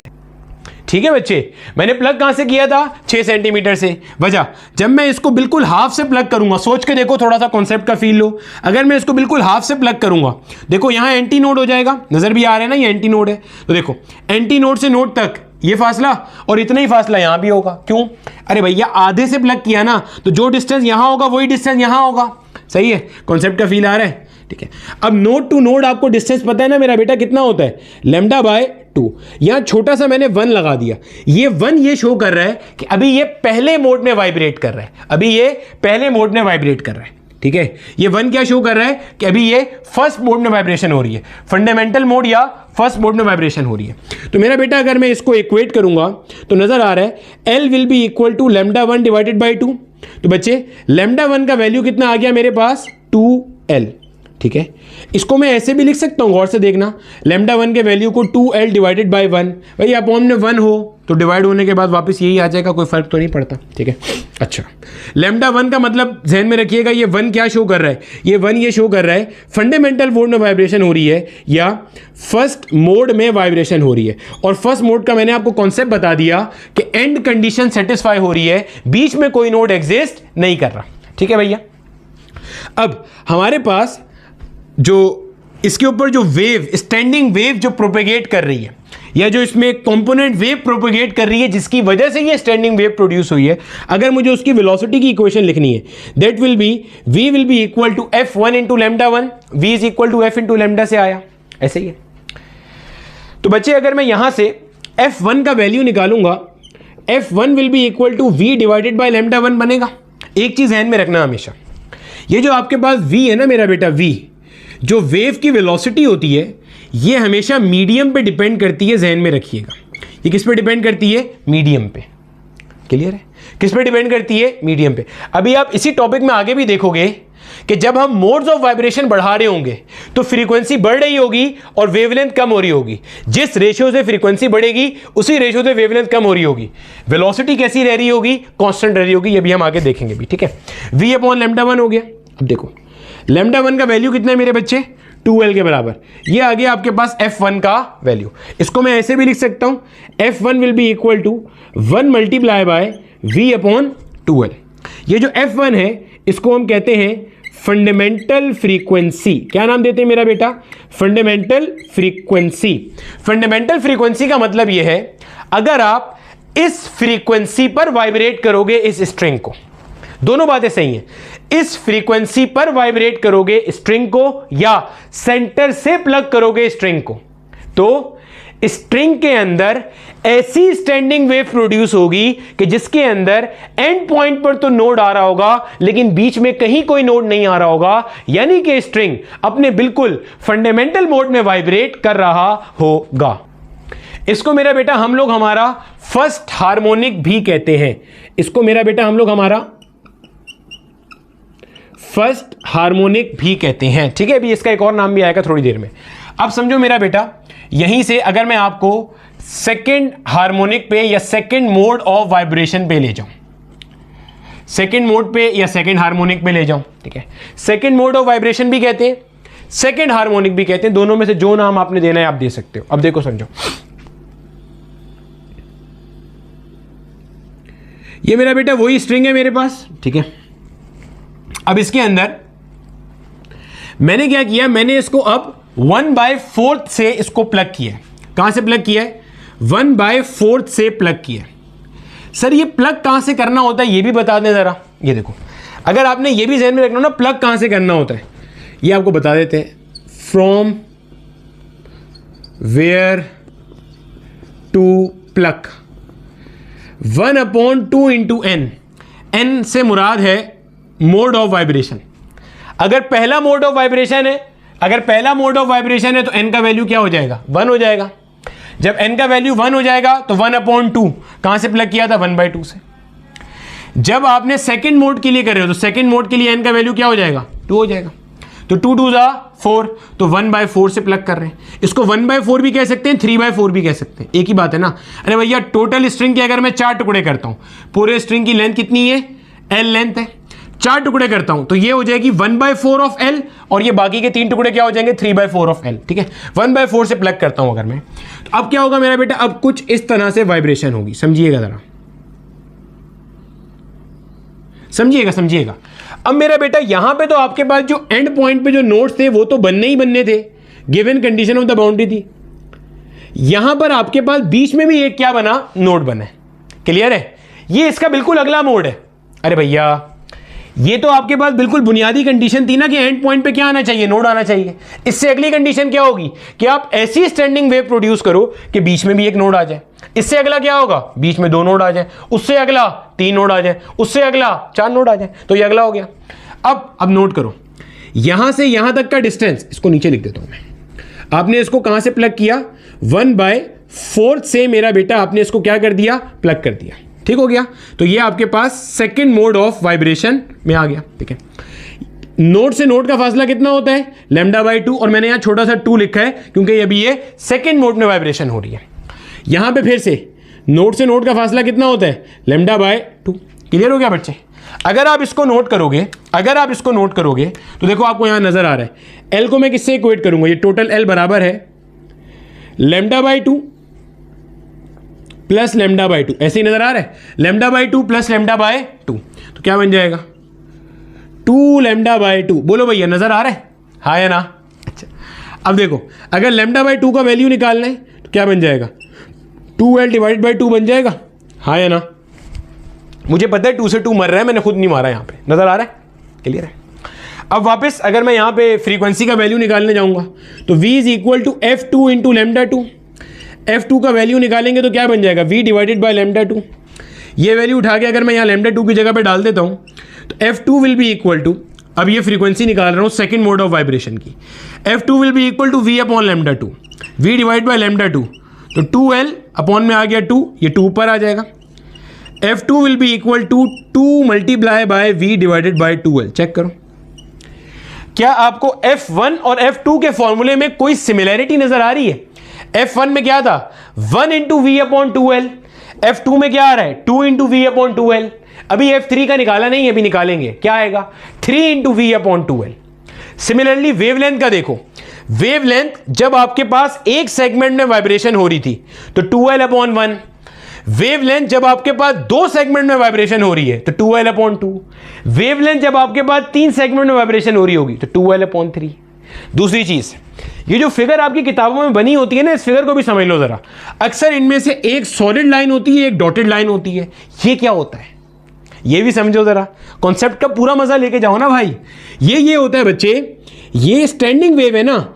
स्टैंडिंग वेव में क्या होता है मेरा बेटा, यहां पे आपके पास पार्टिकल देखो इस तरह से है, समझिएगा, ये पार्टिकल इस तरह से है और यहां पे पार्टिकल इस तरह से।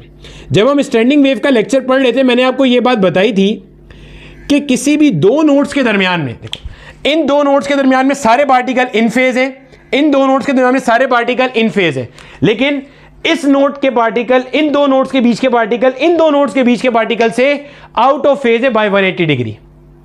ये इसलिए ऐसे बना हुआ होता है। ये एट टाइम t इक्वल 0 की पोजीशन है, eight time t equal t/4 ये सारे मीन पे आ जाएंगे, फिर at time t equal t/2 ये ऊपर जाएगा, ये नीचे आ जाएगा, फिर at time t equal 3t/4 mean पर, फिर at time t equal 4t/4 या कह लो कैपिटल T पे वापस ये हो जाएगा। फील आ रहा है कॉन्सेप्ट का, हाँ या ना? ये था आपके पास सेकंड मोड ऑफ वाइब्रेशन। इसी को एग्जामिनर एक और तरह से कहता है। आपको एग्जामिनर कहता है फंडामेंटल मोड बता दिया मैंने, फर्स्ट मोड ऑफ वाइब्रेशन बता दिया, n इज इक्वल टू 1 बता दिया। एग्जामिनर कहता है अगर एक लूप में वाइब्रेट हो रहा है, ये एक लूप में वाइब्रेट हो रहा है, यहां देखो कितने लूप में वाइब्रेशन हो रही है, यहां हो रही है 2 लूप में वाइब्रेशन। n को कभी कभार किताब वाले नंबर ऑफ लूप से भी कह देते हैं। n को नंबर ऑफ सेगमेंट्स जिसमें वाइब्रेशन हो रही है, नंबर ऑफ लूप्स जिसमें वाइब्रेशन हो रही है, या number of modes of vibration, कोई भी नाम दे सकते हो। First mode of vibration, second mode of vibration, loop भी कह लो भाई, क्या फर्क पड़ता है।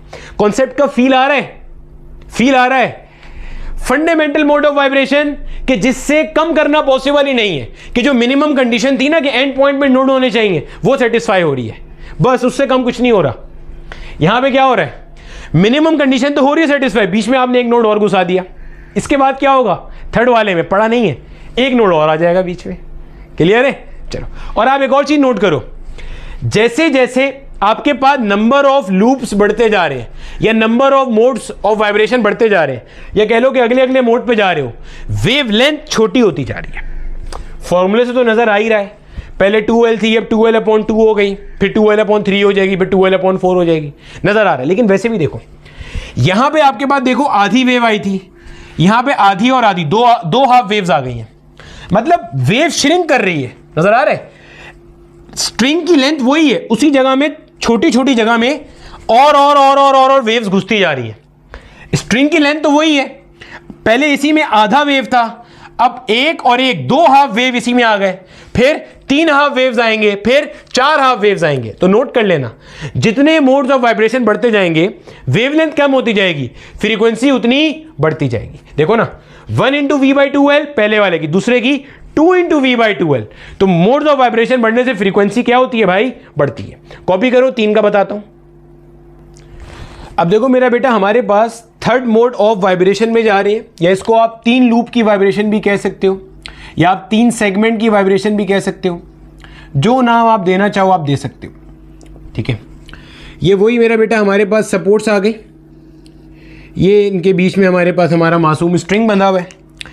अब आपने इसको 1/6 से क्या करना है, प्लग करना है, ठीक है। 1/6 से आपने इसे प्लग करना है। जो मैंने आपको फॉर्मूला बताया था ना, वो जहन में रखना, कहां से प्लग करना है, 1/2 × n। तो n इज इक्वल टू, अब यहां पे n की वैल्यू क्या हो जाएगी, 3 हो जाएगी थर्ड मोड के लिए, या 3 लूप में वाइब्रेशन के लिए। तो क्या बनेगा, 1/6।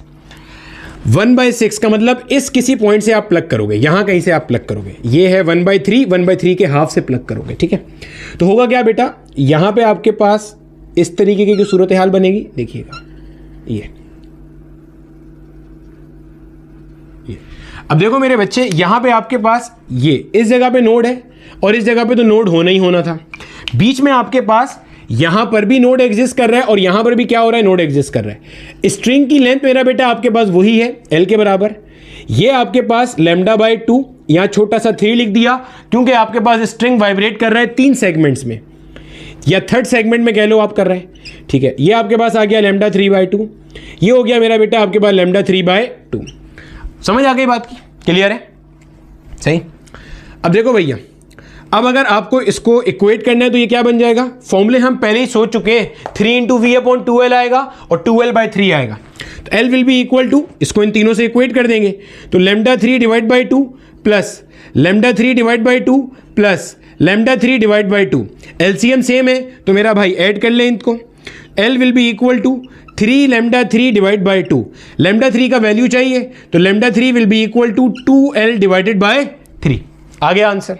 अब क्या करना है भाई, फ्रीक्वेंसी का वैल्यू चाहिए थर्ड सेगमेंट में या थर्ड मोड ऑफ वाइब्रेशन के लिए, तो फ्रीक्वेंसी का वैल्यू आ जाएगा v/λ3। f is equal to v/λ, या v is equal to f λ से आया, f is equal to v/λ, तो v will be equal to, sorry f will be equal to λ3 का वैल्यू आ जाएगा 2L/3।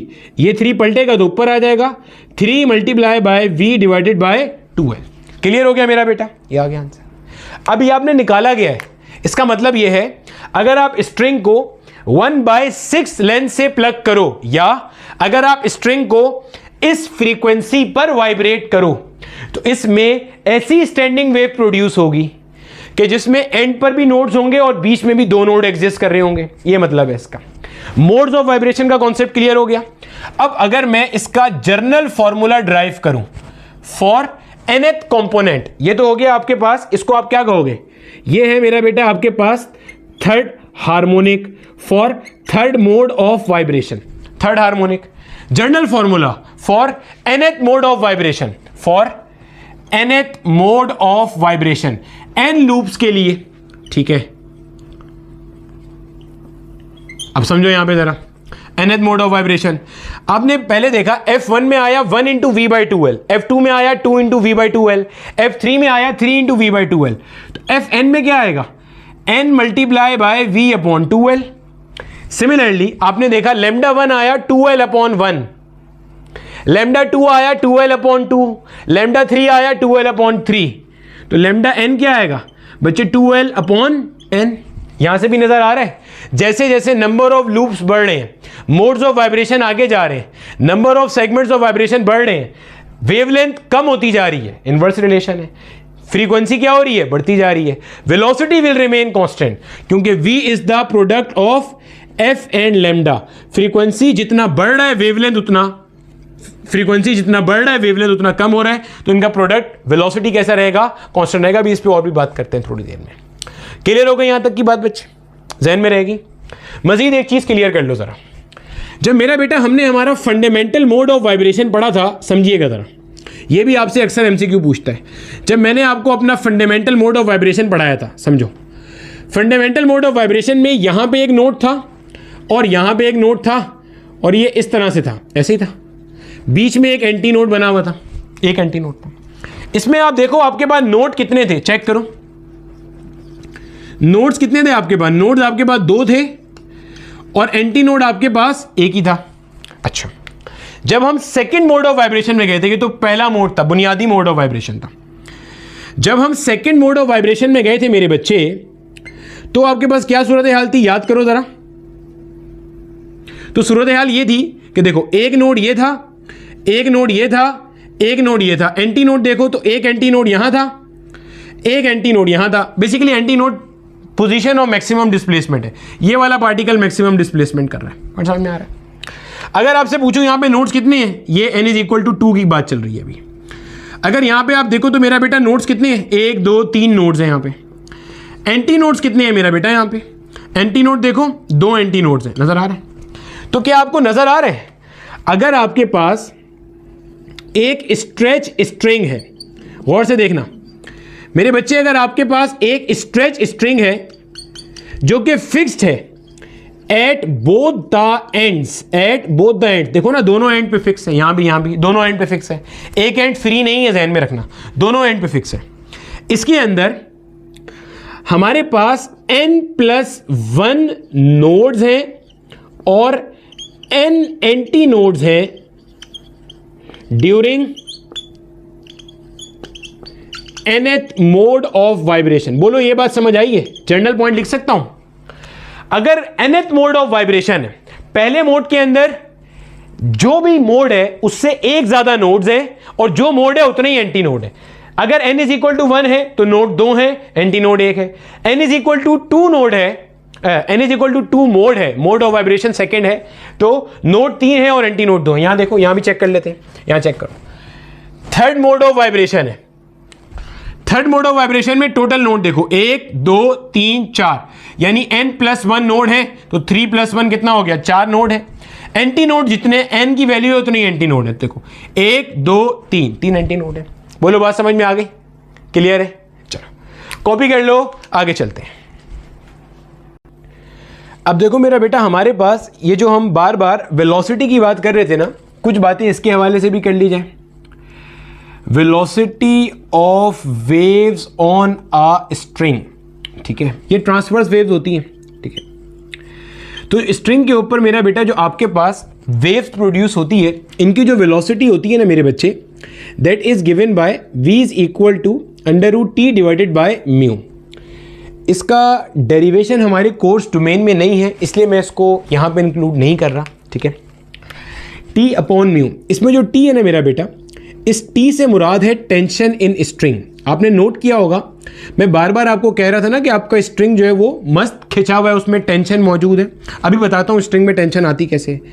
म्यू से मुराद होती है मेरा बेटा आपके पास linear mass density of the string, linear mass density of the string. Linear mass density of the string से क्या मुराद होती है, पहले ये समझ लो जरा मेरा बेटा। आपके पास अगर स्ट्रिंग का मास कैपिटल M है और स्ट्रिंग की लेंथ L है, तो अगर आप स्ट्रिंग के मास को स्ट्रिंग की लेंथ से डिवाइड कर लो तो mass per unit length of the string ये कहलाती है linear mass density of the string. इसकी जो यूनिट है that is kilogram per metre SI system में। टेंशन इन स्ट्रिंग कैसे आती है मेरे बच्चे? ये मान लो मेरा बेटा हमारे पास इस तरह का कोई सिस्टम है और यहां पे हमारे पास ऐसे, समझिएगा, यहाँ पे मेरा बेटा हमारे पास एक कोई वेट हैंग हुआ है, समझिएगा। हमारे पास टेंशन को प्रोड्यूस करने के ना कई तरीके होते हैं। ये वो तरीका है जो हम लोग सोनोमीटर में यूज़ करते हैं। सोनोमीटर एक अपरेटस है जो हम किसी काम के लिए यूज़ करते हैं। वो काम का मकसद मैं भी आपको थोड़ी देर में समझा देता हूँ, ठीक है। सोनोमीटर नहीं समझाऊंगा, परेशान नहीं हो। ये क्यों इस्तेमाल करते हैं वो समझा दूंगा, क्योंकि वो हमारे कोर्स का पार्ट है, ये हमारे कोर्स का पार्ट नहीं है, ठीक है। टेंशन नहीं लेना, परेशान नहीं होना। ये मान लो मेरा बेटा हमारे पास स्ट्रिंग है, यहां से लेके यहां तक इसकी जो लेंथ है, ये मैंने मान ली मेरा बेटा स्ट्रिंग की जो लेंथ है दैट इज एल लेंथ। इस स्ट्रिंग का यकीनन कुछ मास भी होगा, इसको मैंने मान लिया कैपिटल एम। इस स्ट्रिंग का यहां से लेके यहां तक स्ट्रिंग का जो भी मास है इसको आपने कैपिटल एम मान लिया। इसकी लेंथ कितनी है? एल के बराबर है। तो एम को एल से डिवाइड करने पे आपको क्या मिल रही है? Linear mass density of the string. अब देखो इसमें टेंशन कैसे प्रोड्यूस हो रही है। ये यहां पे एक पुली के साथ कनेक्ट है और दूसरे एंड पे आपने क्या लगाया हुआ है? एक वेट लगाया हुआ है। ये जो वेट है ये इतना बड़ा नहीं होता, छोटा सा वेट होता है। मान लेते हैं छोटे से वेट जो है ना, इसका मास कितना एम है, तो इसका जो वेट होगा डब्ल्यू वो कैसे आ जाएगा? mg से आ जाएगा। ये वेट अर्थ कहाँ पे लगाएगा? डाउनवर्ड। तो जो टेंशन स्ट्रिंग में प्रोड्यूस होगी वैसे आ रही होगी। पॉइंट समझ में आ रहा है? तो ये जो टेंशन टी प्रोड्यूस होती है यहाँ से होती है। तो आप अक्सर जगह पे नोट करोगे जब हम इसके सवाल कर रहे होंगे तो मैं टेंशन को mg से इक्वेट कर रहा हूँ। ये m से क्या मुराद है? वो मास जो यहाँ पे सस्पेंड हुआ हुआ है। इसको कभी कभार mass place in the weight pan भी कहते हैं। Pan, PAN, pan. यहां पे ना कई दफा क्या होता है, एग्जामिनर कहते हैं कि एक पेन हैंग हुआ है, वेट पेन जिसके अंदर आप वजन रखते हो। जैसे तराजू के पलड़े होते हैं ना, वैसे वेट पेन जिसमें आप वजन रखते हो ताकि ये नीचे खिंचे और इसमें क्या आ जाए? टेंशन आ जाए। क्लियर हो गया? V is equal to √T divided by mu. T से क्या मुराद है? टेंशन इन स्ट्रिंग, जो इस वजन की वजह से खिंचाव पड़ रहा है उसकी वजह से उसमें टेंशन प्रोड्यूस हो रही है। म्यू क्या है? Linear mass density of the string. अब इसी को एक और तरह से नोट कर लो। ये जो आपके पास linear mass density of the string है मेरे बच्चे, इससे माजी में एग्जामिनर ने एक अच्छा क्वेश्चन पूछा। क्या क्वेश्चन पूछा? देखो, इसको भी भूल जाओ, इसके ऊपर अभी हम आ रहे हैं थोड़ी देर में, टेंशन नहीं लेना, ठीक है। हमारे पास डेंसिटी का फॉर्मूला क्या होता है मेरा बेटा? मास पर यूनिट वॉल्यूम। डेंसिटी का फॉर्मूला क्या होता है? मास पर यूनिट वॉल्यूम। अगर मैं कहूं कि मैं मास पर यूनिट लेंथ की बात कर रहा हूं तो वॉल्यूम भी पर यूनिट लेंथ वाला हो जाएगा, हाँ या ना? अरे भैया, अगर मैं स्ट्रिंग की बात करता हूं, मान लो स्ट्रिंग की, और अगर मैं कहूं कि मैं स्ट्रिंग का मास पर यूनिट लेंथ ले रहा हूं तो वॉल्यूम भी पर यूनिट लेंथ वाला कंसीडर करना पड़ेगा अगर डेंसिटी को मैंने कांस्टेंट रखना है। और मास पर यूनिट लेंथ क्या होता है? म्यू के बराबर। और ये मेरे पास आ जाएगा वॉल्यूम पर यूनिट लेंथ, ध्यान में रखिएगा। यहां से मेरे पास म्यू का फॉर्मूला आएगा, mu will be equal to V multiply by rho. V multiply by rho. V से मुराद क्या है? Volume per unit length, volume per unit length. और रो से क्या मुराद है मेरे बच्चे? डेंसिटी। रो से क्या मुराद है मेरे बच्चे? डेंसिटी। और आपका जो स्ट्रिंग होता है, अगर आप इस स्ट्रिंग को करीब से देखोगे तो आपको जो आपका ये स्ट्रिंग है ये मेरा बेटा कुछ ऐसा नजर आ रहा होगा, हाँ या ना? एक अदद सिलिंड्रिकल फॉर्म में होगा, ऐसे ही है, सिलिंड्रिकल शेप में होगा, कुछ ऐसा ही नजर आ रहा होगा आपका स्ट्रिंग। ऐसे ही है ना भाई? क्लियर है? ये बात नजर आती है? ऐसे ही नजर आ रहा होगा। अब नोट करो, अगर मैं इसका वॉल्यूम पर यूनिट लेंथ निकालने के लिए जाता हूं, गौर से देखना, सिलेंडर का वॉल्यूम कैसे निकालते हो आप? ये वाला जो इसका एरिया है ये होगा मेरा बेटा पाई आर स्क्वायर, और ये जो इसकी लेंथ है इसको मैंने मान लिया एल के बराबर है। तो अगर मुझे इसका वॉल्यूम निकालना है क्या हो जाएगा? पाई आर स्क्वायर इंटू एल, हाँ या ना?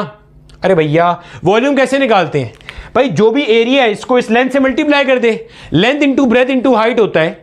तो भाई ये पूरा का पूरा एरिया मिल गया तो लेंथ इंटू ब्रेथ का मसला हल हो गया। इससे मल्टीप्लाई कर दे भाई, तो ये एरिया कितना है? पाई आर स्क्वायर, ये एल हो गया। ये हो गया इस सिलेंडर का वॉल्यूम। आपको क्या चाहिए?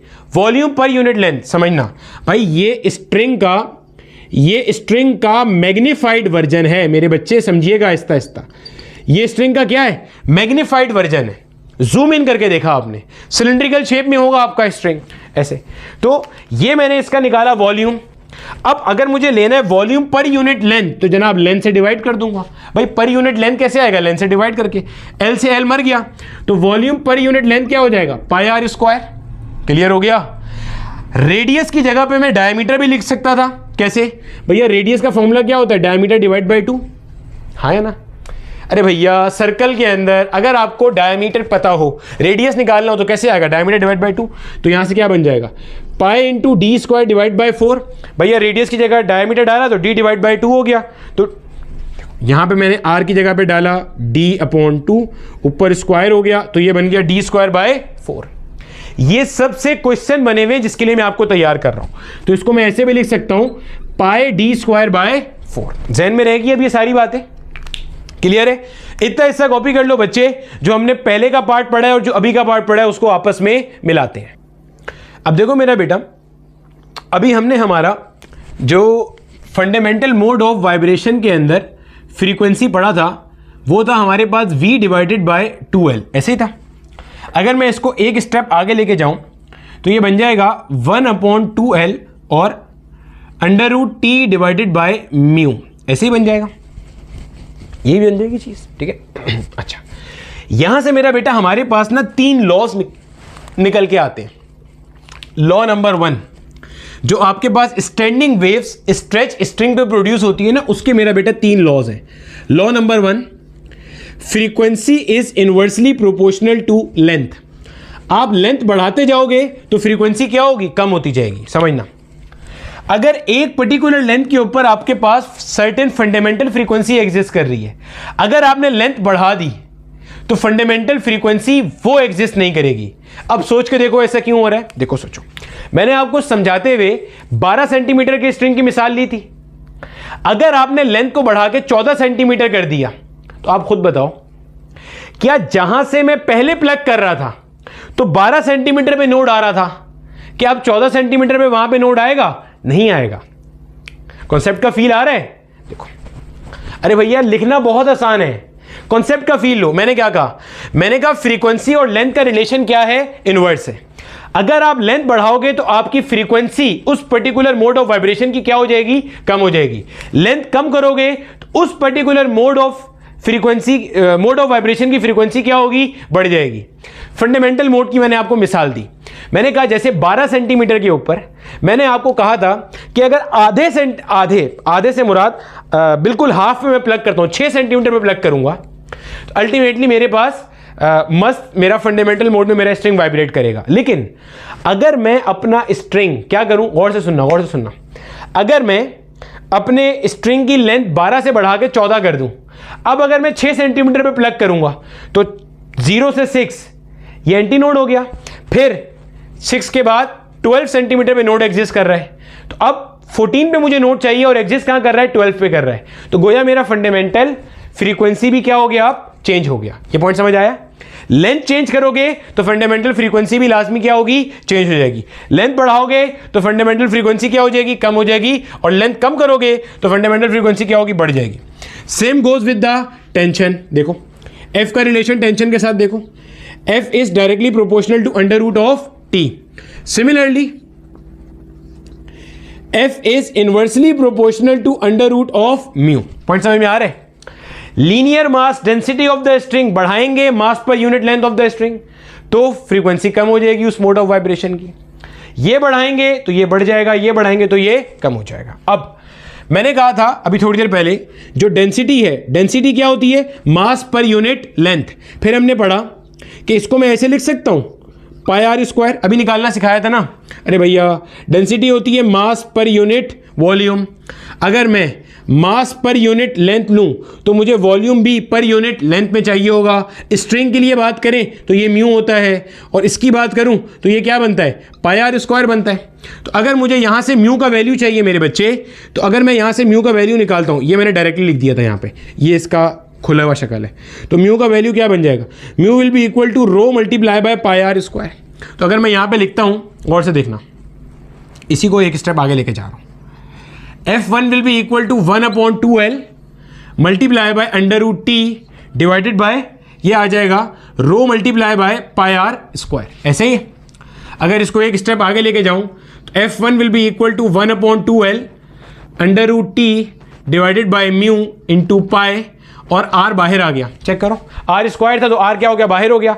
अगर मैं यहां पे पाई डी स्क्वायर अपॉन 4 लिखता, पाई डी स्क्वायर अपॉन 4 लिखता तो d/2 भी बाहर आ जाता। एक ही बात है, ठीक है। अब आप नोट करो, यहां से मैं मजीद रिलेशन बना रहा हूं, वहां से नोट करो जरा। आपके पास ये चौथा रिलेशन बन जाएगा, वहां से देखो जरा क्या रिलेशन बनता नजर आ रहा है आपको। यहाँ पे मैंने मेरा बेटा रो लिखना था, ये म्यू नहीं है, ये रो है, आई एम वेरी सॉरी, ठीक है, ये रो है यहाँ पे, ठीक है। चौथा रिलेशन क्या बन रहा है मेरा बेटा, F is inversely proportional to the under root of density, नजर आ रहा है। सिमिलरली पांचवा रिलेशन भी देख लो, F is inversely proportional to the radius of the string. ये सारे रिलेशन देखो भैया, मैं फिर रिपीट कर रहा हूं, फिर देख लो। देखो मेरा बेटा, ये वाला फॉर्मूला तो हमने ड्राइव किया था, इसके अंदर हमने वेलोसिटी को ओपन कर लिया, ये हमारे पास था, वेलोसिटी की जगह पे आ गया under root T divided by mu. T हमारे पास क्या है, जो स्ट्रिंग में टेंशन प्रोड्यूस हुई है। म्यू हमारे पास क्या है, linear mass density of the string, ठीक है। क्या होता है बता दिया मैंने, आपको समझा दिया। अब यहां से हमारे पास तीन लॉस बनते हैं, स्ट्रेच स्ट्रिंग के लॉस कहलाते हैं, तीन लॉस। पहला, frequency is inversely proportional to the length of the string. Length of the string बढ़ाएंगे तो किसी भी पर्टिकुलर मोड ऑफ वाइब्रेशन की जो फ्रीक्वेंसी है वो कम हो जाएगी। Frequency of a particular mode of vibration is directly proportional to under root of tension, जो मास लटकाने की वजह से आ रही है। Frequency is inversely proportional to the square root of linear mass density of the string. फिर मैंने इसी को ओपन किया तो इसके फर्दर दो रिलेशन बन गए, क्लियर है। यहां पे F is inversely proportional to D भी आ सकता है, अगर मैं यहां पे डी लेता तो ये डी आ जाता है यहां पे, क्लियर हो गया। अब ये जो लॉज है मेरा बेटा, ये जो लॉज हैं, इन लॉस को वेरीफाई करने के लिए, एक्सपेरिमेंटली वेरीफाई करने के लिए जो ऑपरेटर्स होता है वो मेरा बेटा हमारे पास कहलाता है सोनोमीटर। और ये चीज पूछी गई है माजी में एमसीक्यू में। सोनोमीटर का एक्सपेरिमेंट प्रैक्टिकल में शामिल होता है। जब मैं स्टूडेंट था 2014 में, 14 में था, 2014 में क्लास 11 का स्टूडेंट था, कराची में आदम जी गवर्नमेंट साइंस कॉलेज है, वहाँ का स्टूडेंट था। तो हमारे कॉलेज में ये एक्सपेरिमेंट हुआ करता था सोनोमीटर का। तो उसमें ये वाले जो लॉस थे ये हम वेरीफाई किया करते थे, इनका ग्राफ भी ड्रॉ किया करते थे। तो बेसिकली ये जो है, ये आपके पास सोनोमीटर एक एक्सपेरिमेंटल सेटअप है, ऑपरेटर्स है, जिसकी मदद से आप ये सारी चीज़ें क्या करते हो, वेरीफाई करते हो। क्लियर है बच्चे। तो लेक्चर की लेंथ थोड़ी ज़्यादा हो गई है, इसलिए आज के लेक्चर में मैं आपको जो क्वेश्चंस हैं इसके वो नहीं करा रहा। इसके क्वेश्चन भी 7-8 के करीब है जो मैंने जमा किए हैं, अच्छे क्वेश्चंस हैं, माजी में कई दफ़ा पूछे गए हैं। अगला पूरा मेरा डेडिकेटेड लेक्चर इनके क्वेश्चंस पर ही रहेगा। तो अगले लेक्चर तक के लिए पढ़ते पढ़ाते रहो। All the very best. और मुझे बताना क्या लेक्चर अच्छे से समझ में आया या नहीं आया।